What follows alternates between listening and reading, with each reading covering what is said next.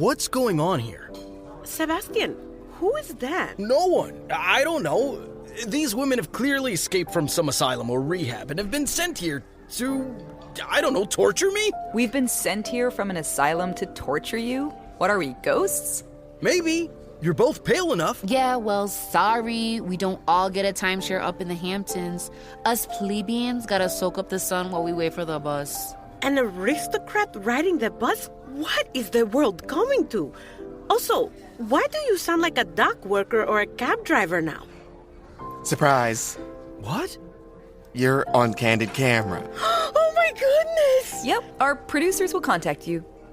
We don't want to be on camera. Why not? Sebastian, this could be my big break. You're not going to get your big break with a cameo on candid camera. Why not?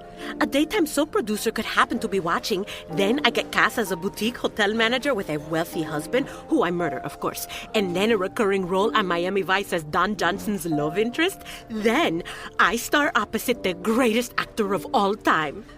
Robert Redford? Sidney Poitier? Stacy Keach? Bruce Willis. I'm sorry, but there's no way you're on candid camera and then you're starring in a Bruce Willis vehicle. Why not? Crazier things have happened. If I can make it here, I can make it anywhere. Classic tune. You haven't made it in New York. What are you saying, Sebastian? It's a hard business, show business. And what do we want being on a prank show anyway? You don't think I have what it takes? No, not exactly.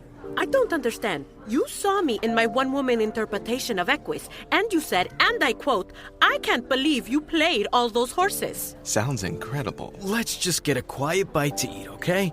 I'm tired, and I don't know what the hell just happened here tonight. It feels like I just got stampeded by a bunch of clowns, all piling out of a clown car with no spatial awareness. Sebastian, do you not believe in me?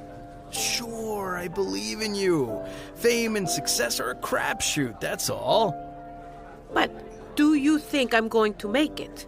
Let's talk about this later. Don't want to talk about it later. Want to talk about it now. You're an aerobics instructor. Goodbye, Sebastian. Or Dan, or whoever the hell you are.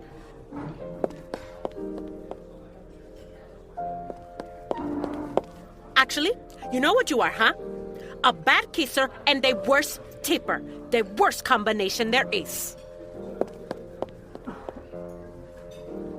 I don't know what kind of sideshow freak act you people are, but I've got attorneys, and they've got attorneys, and between all the attorneys, you've got some legal headaches coming your way.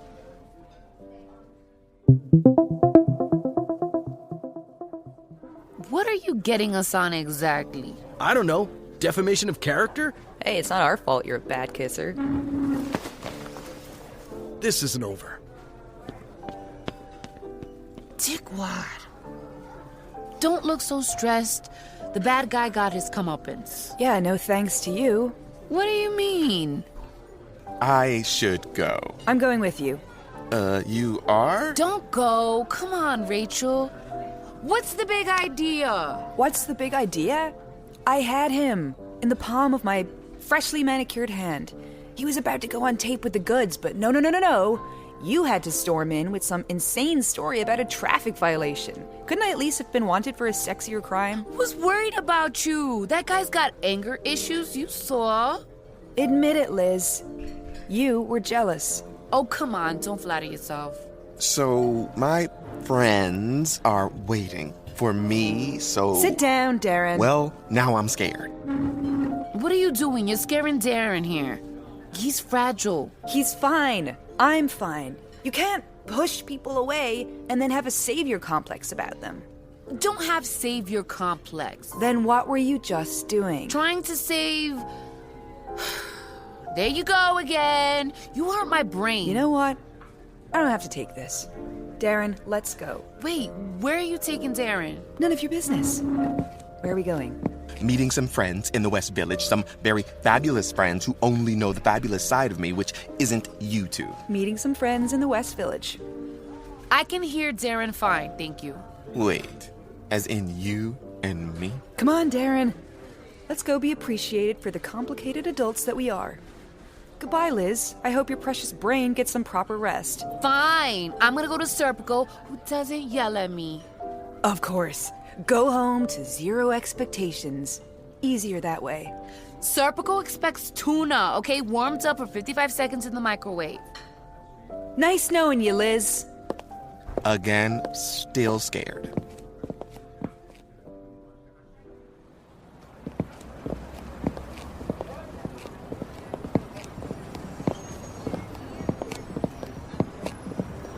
If anyone asks, you're doing a profile of me for The Voice. What's the angle?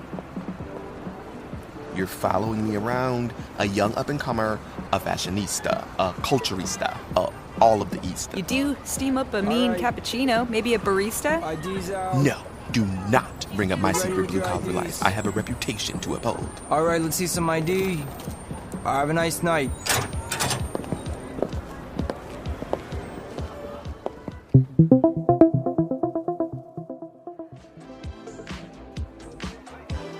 Ugh, I think I just saw a rat take a bath in some guy's beer. Not exactly the Palace of Versailles here. New York for you. A city that makes rats say to themselves, sure, why not? So, why are you my shadow for the evening? Shouldn't you be out with your own over at the Cubbyhole or Henrietta Hudson's? I thought maybe you could provide a little color for my story, some background on the subject. Oh, I see. You want me to divulge Liz's secrets, abandon my familial loyalties. Maybe. This for the story or for you? Story, of course. Always for the story. Her life is the job and Serpico. Occasionally, she takes a trip up to Atlantic City and will allow herself to gamble exactly $50. Then she complains the whole time that she was robbed, and why would anyone gamble their hard-earned cash? And eventually, it turns into a rant about who really shot JFK. Guess my question is, why be a private eye? What is it about the job that eats up her entire life? What are you asking, oh inquisitive one? Why Liz spends her days and nights busting cheaters? Why she chooses work over romance? Or perhaps why she's choosing work over romance with you? It's that obvious, huh? What? How much I like her? You ain't following me to a dingy dive bar in the West Village to get a bunch of side-eye from randy shirtless men. Yeah, they don't seem so pleased that I'm here. Not one bit. This on background, like off the record. You're the deep throat to my Woodward. Heard that line before. Bit of a different context, though. All right. What Liz would never ever want anyone to know, she's the biggest softie on the planet. If you watch It's a Wonderful Life with her, waterworks. She, without fail, sprints to open the door for the elderly. And her thank you notes, like Hemingway writing to one of his old war buddies. So deliberate, yet so beautiful. All because a client dropped off an ambrosia salad. But Like any hopeless romantic, she got her heart trampled on. And now there's a giant padlock around it. Not sure anyone's got the turnkey. yeah, she did mention she dated someone who, quit the business, so to speak. Abandoned her sapphic roots to pop out lots of babies in Connecticut with a man named Francis who suffered from chronic halitosis. Ugh, that's rough. He's a tax attorney and an amateur taxidermist. A house littered with W-2s and stuffed raccoons. What a nightmare. Worst part is, Liz loved her so much she even tried to make a friendship work. Been there myself. After that, she swore off love. Who swore off love?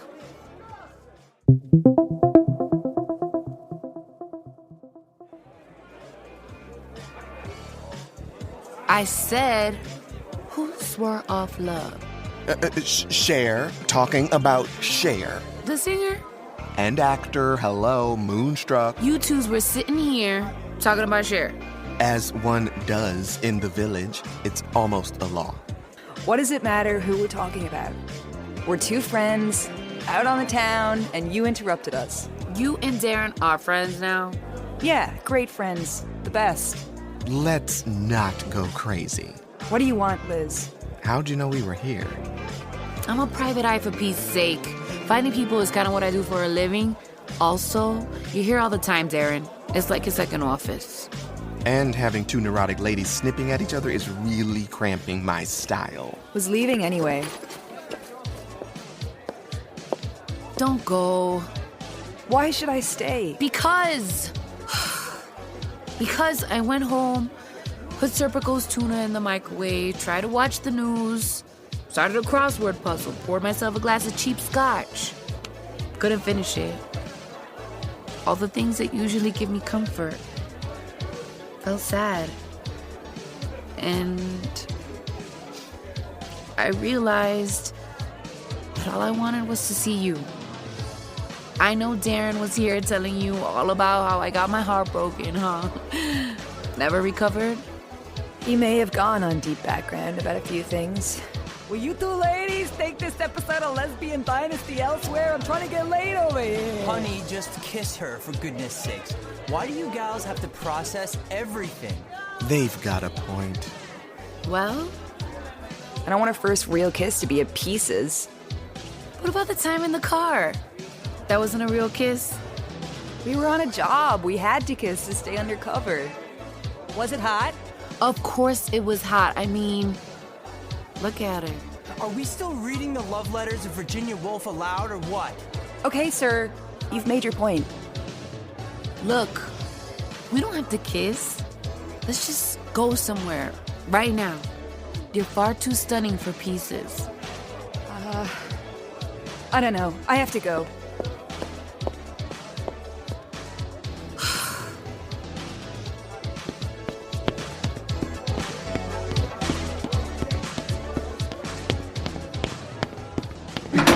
Hey, no re-entry.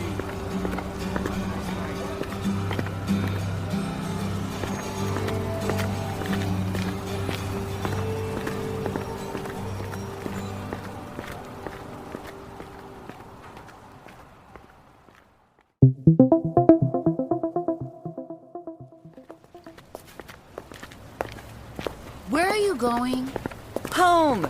These kitten heels are killing me. I don't get it. Okay, you come here to pump Darren for details about me, and then you just scurry off? Don't strike me as the type who spoos so easily. I don't. What? You're not the only one who's been hurt, okay? Or who's scared to try again. I don't want to fight for someone who's only in it for the chase. That's not me. Because I'm not going to leave you hanging by the phone or make promises about weekends away that I never keep, or tell you to meet at some fancy restaurant, never come, and then leave the other person with no other choice but to eat a hot dog in the one nice dress that they own, or say you're the one as I'm walking out the door. It's hard, okay? Being who we are. Sometimes you take scraps just to stay at the table. Well, I'm the whole meal, like it or not.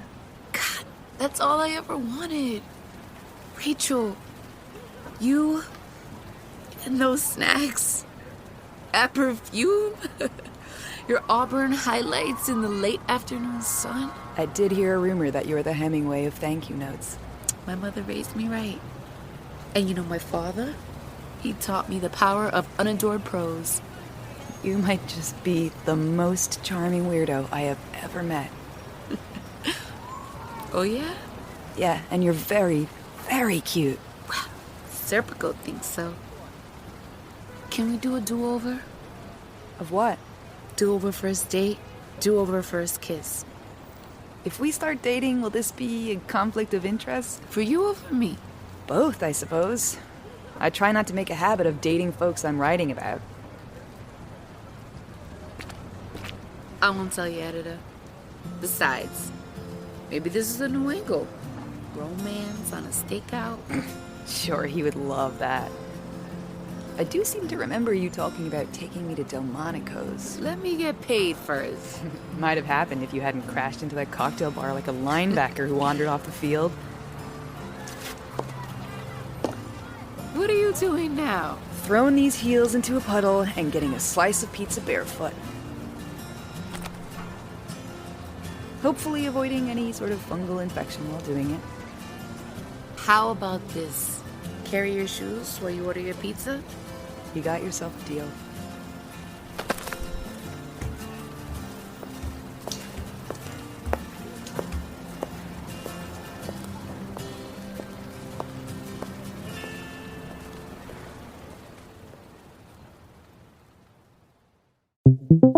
More to come in the Sidewalk Confidential series. Follow Meet Cute on your favorite podcast app to get the episodes as soon as they drop. And if you love it, don't forget to review and rate us with 5 stars to help other people find their new favorite show.